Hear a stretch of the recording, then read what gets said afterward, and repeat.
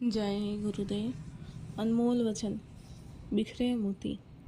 मन एक बहुत बड़ी शक्ति है। इसको उचित रूप से इस्तेमाल करने से पहले इसे जीतना पड़ता है। पहले मन का मालिक बनना पड़ता है, तभी अन्य चीज़ों का मालिक बना जा सकता है।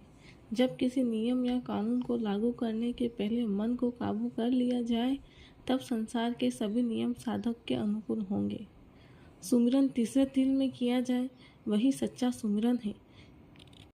यदि जुबान से सुमिरन किया और मन भागता रहा, कहीं और भटक गया तथा दूसरी बातों को सोचने में लगा है, तो यह सुमिरन नहीं है। तीसरे तिल में नामों को दोहराना ही सुमिरन है।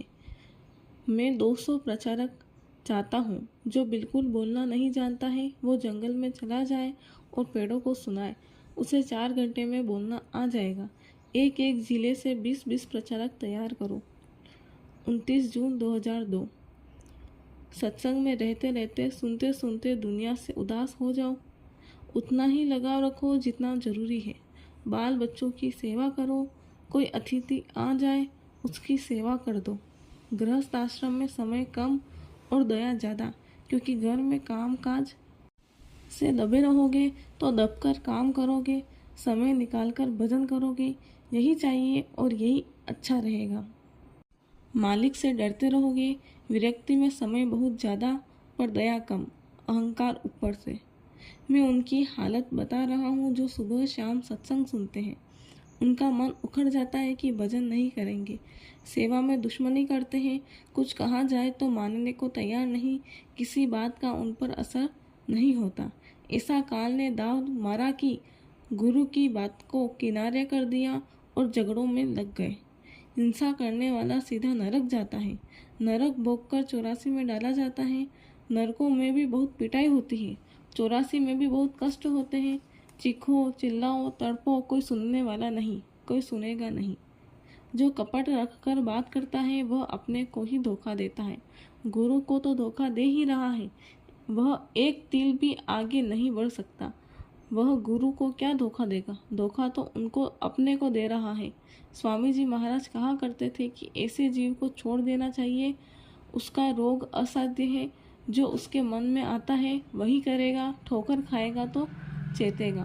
महात्माओं की बात मानी नहीं, गुरु किया नहीं। पूरा गुरु किया होता तो वह तुम्हारी रक्षा करता। हर तरह के जीव सत्संग में आते हैं। महात्माओं को उनके संस्कार बनाने में बड़ी मेहनत करनी पड़ती है। धीरे धीरे उनका मन ठीक होता है, धीरे धीरे उनको समझ आती है। संत के नाम से सब रोटी खाते हैं और कहते हैं कि हम संत हैं। जो संत आते हैं उनका विरोध करते हैं, जाने दुश्मन बन जाते हैं। संत कभी अपने को नहीं कहते कि हम संत हैं। वह तो अपने को सेवक कहते हैं और संतों की महिमा करते हैं। अपने प्रेमियों के भार को तो महात्माओं को लेना ही पड़ता है। यदि वो ऐसा न करे, जन्मों के गुनाहों को समाफ न करे, तो जीव परमार्थ के रास्ते पर नहीं चल सकता। भारत की मिट्टी में आध्यात्मिक कण है और वो चीज़ें हैं जो विश्व में कहीं नहीं है।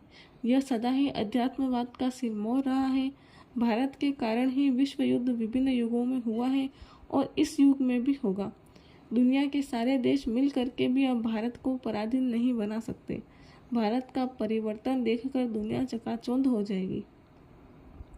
जय गुरुदेव। देव दुर्लभ शरीर को पाकर व्यर्थ में क्यों गवा रहे हो?